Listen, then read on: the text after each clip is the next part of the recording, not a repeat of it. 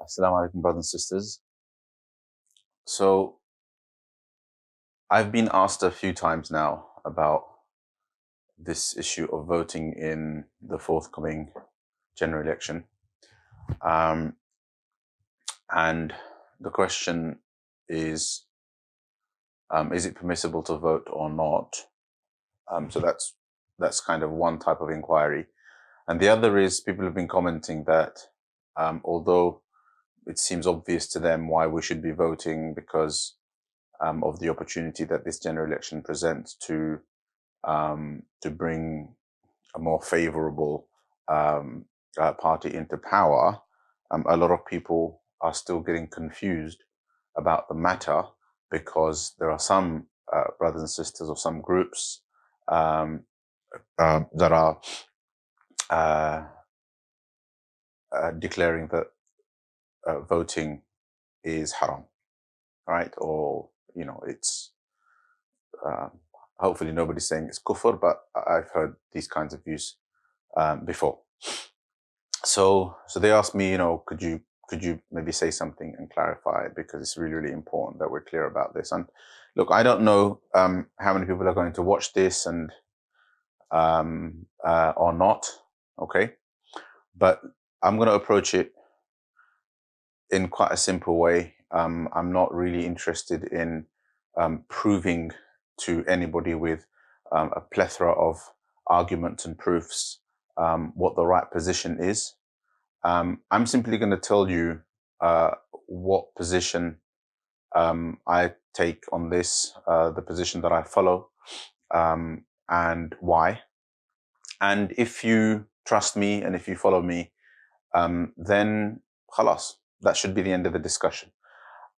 But then I'll also go on to say a few things about how you should navigate these types of issues, right? And actually, most of you know how to navigate it, but the opposition sometimes, or the controversy surrounding an issue sometimes, throws our natural course of action or our natural way of thinking off track. Okay, so with that introduction, let me begin. So first and foremost, if you trust me and have come to me for my opinion before, if perhaps you're one of my students,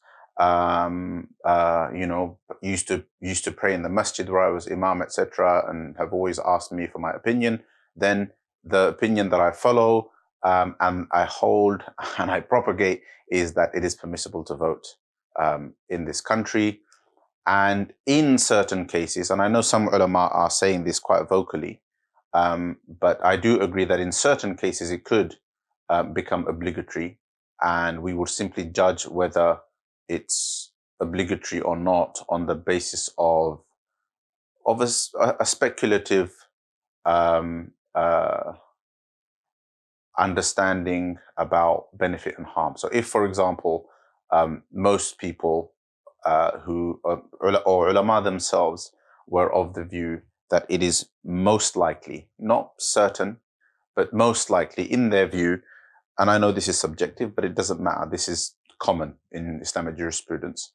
This is the basis of decision making. This is the basis of rulings. That if it is probable in our assessment that a particular that participating in elections, first principally participating in elections, is going to be more beneficial for the Muslim community, or it will more importantly, it will save us from some sort of collective harm, and there is a probability of that, then it can be argued that it then becomes even more important to vote, possibly even obligatory. And I'm not going to say that it is obligatory, but I'm saying that that view is out there, and usually the basis for it is a kind of probabilistic understanding or evaluation of the situation, arriving at a judgment that that is what people need to do to avoid a particular harm or arrive at a particular benefit. But my main point is that it's permissible. That's what I follow. If that's what you want to know, what my opinion is and how I advise on this matter, you can stop listening to the rest of the video and end it here, khalas, and basically vote on Thursday. Who should you vote for? It's not my normal practice to actually recommend someone.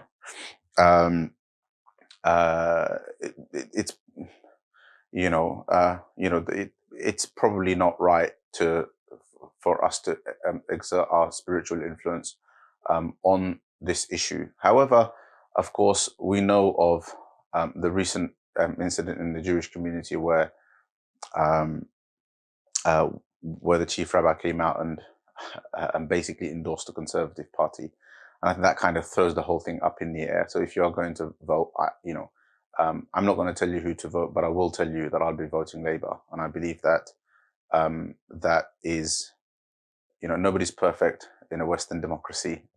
I mean, by any stretch of the imagination, and these are essentially, kind of we make a judgment, and we pray and hope for the best. But it does appear as though this is a unique opportunity to bring somebody into power who is different, right? That's all I'll say. I'm not particularly interested in really going into what the great virtues are of Jeremy Corbyn, but I do believe that that voting Labour is the right thing to do for the Muslim community. Okay, so that said, let's put that aside now. The next thing I want to say, and this video you'll have to be patient with me. The next thing I want to say is, why are people confused, right?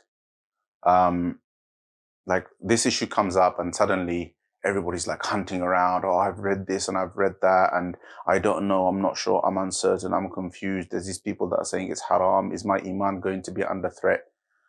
Why are you confused about it? What's causing your confusion? Just the mere fact that other people are saying it is haram? Well, is this the only issue in which one group of people are saying something is permissible and another group of people are saying that the same thing is not permissible? Is this the first time we've faced this issue? Is this the first time you, as a Muslim, have faced this issue? Now, put this issue aside. Go to any other issue where you face this situation. What have you done to resolve it? That's the question. The point I'm making is all of us actually know how to navigate these types of issues, right? There's clear guidance in the Quran and the Sunnah, and we actually follow it, and we follow that guidance in so many other masail and so many other issues in our lives. But for some reason on this issue, we've kind of been thrown off track because there is a vocal opposition. Now, about the vocal opposition, there are, brothers and sisters who believe that that voting is haram, it's impermissible, right? Now, once upon a time, I used to be really aggressively against this position because I used to believe that I'm such a firm believer that Muslims should participate in the political process in this country, that I went as far as seeing people who advocate the position of impermissibility to actually be doing harm to the Muslim community.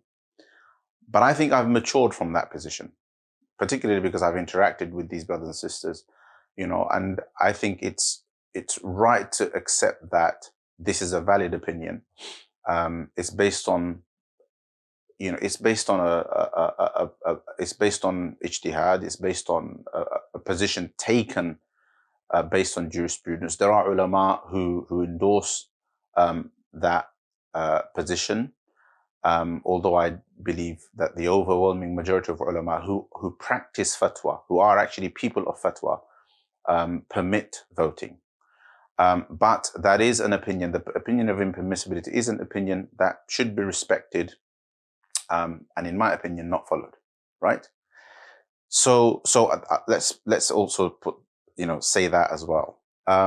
Now, okay. So I was saying that you know how to navigate these issues. Why? Well, when you face a question such as, I don't know, whether or not you are allowed to take a mortgage for your house, or when you face a problem in your marriage, is my nikah valid or not? Is my talaq valid or not?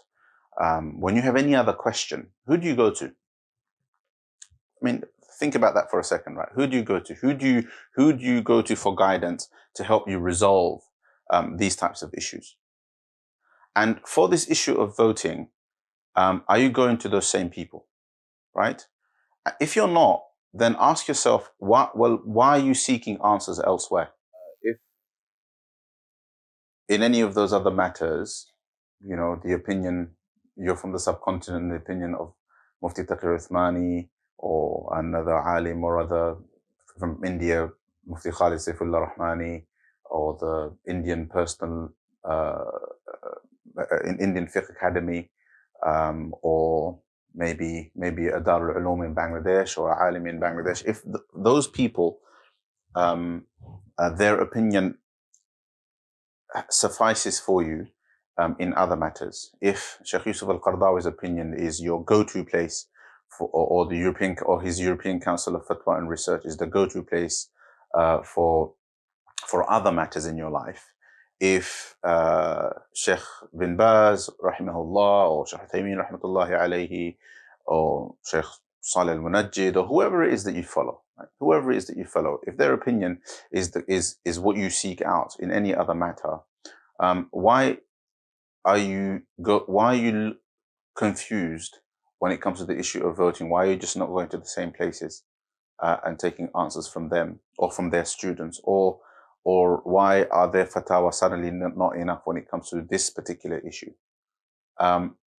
What tends to happen basically is the vocal opposition to a particular issue actually throws us off of something that we've actually been legitimately practicing for years, right? Which has a very, very sound basis in Quran and Sunnah, which is فَاسْأَلُوا أَهْلَ الذِّكْرِ إِن كُنْتُمْ لَا تَعْلَمُونَ. Ask the people of knowledge if you don't know. And you have been asking people of knowledge on hundreds and hundreds of issues of your life. There are certain ulama that you've consulted either personally or you've consulted their websites.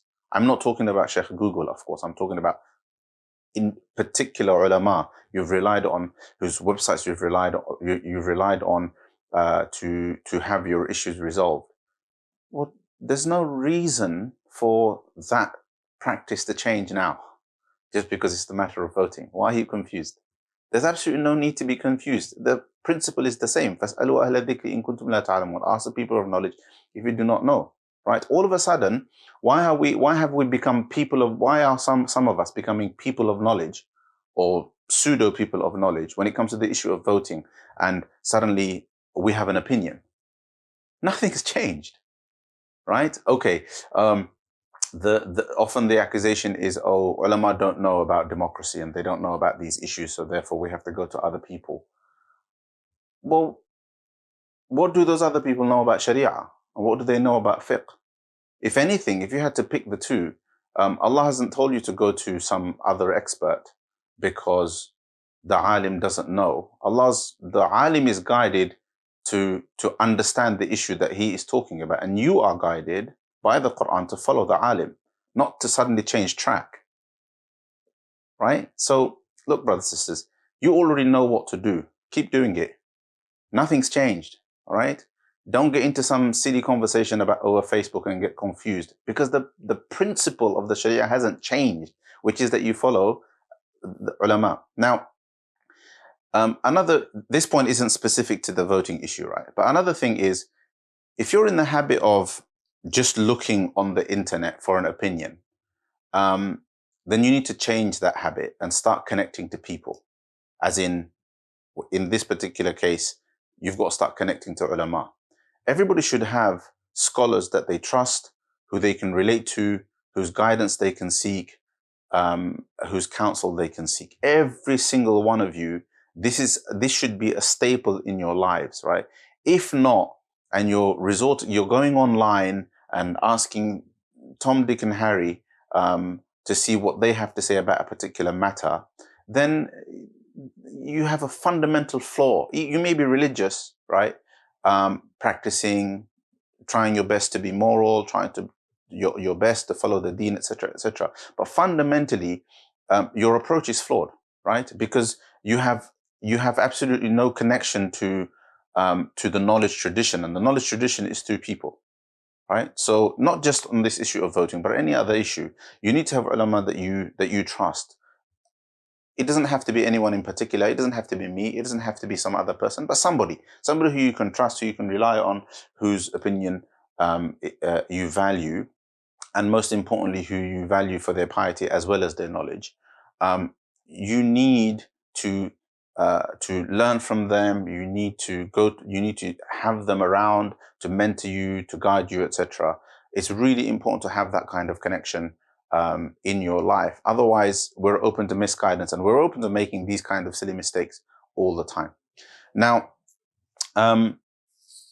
finally, I just want to say, look, I don't like getting into this whole circus of this is my evidence for believing that voting is permissible, and the people who say it's impermissible believe this, and they're wrong because I've already said that they have a right to their opinion, and that's exactly what their attitude should be, and they know this. That's exactly what their attitude should be towards the people who deem it to be permissible. But if that is also something that you want to get into, then I suggest that you get into it because you have an interest in Islamic jurisprudence, meaning that you have an interest in fiqh, you have an interest in understanding something as a student of knowledge academically. Because again, let's think about it. You don't have this attitude about anything else. When it comes to your masail of salah, you're not going around investigating what the different opinions are and what the different dalail are and who is right and who is wrong. You're not doing that about all of the other masail that you go to ulama for. Again, why are you making a change in this one? So I'm not going to entertain that kind of conversation. But if, as a student of knowledge, you're interested, inshallah, you can approach me about it, and we can discuss that. Okay. I'm sorry if this video is long, but hopefully the first few minutes were enough for you. If not, then I hope this was beneficial, and I hope that it will be enough to guide you for Thursday. It really isn't that complicated, and I don't understand why people are tying themselves in knots, and it's probably because the opposition to it is so vocal, and sometimes words like kufr, etc., are being used that people are getting scared. But actually, there's absolutely no reason to be scared, because if a particular methodology is legitimate for your salah, for your zakah, for your hajj, for your marriage, for births and deaths, for janazas, for general halal and haram, the same method of asking ulama and taking their opinion applies here. And if that's what you're following, then whatever it is that you're following is valid, even if it might be wrong, even if objectively speaking it is wrong. And guess what? The only way we're going to arrive at what is objectively right or wrong is probably on the Day of Judgment in front of Allah subhanahu wa ta'ala. So I wouldn't get too caught up about people saying that no, absolutely this is right, and categorically this is wrong, and objectively this is right, and objectively this is wrong, because that's just it's just not how Islamic jurisprudence works. Okay, and since that is the approach I've taken, I'll end with trust me, I know what I'm talking about. Okay, inshallah. Make sure you vote. Make sure you vote for the right people, and may Allah subhanahu wa ta'ala make the affairs of the Muslim community in Britain easy and prosperous and favorable to our Islam, inshallah ta'ala. Wa jazakumullah khairan. Wa assalamu alaikum wa rahmatullah.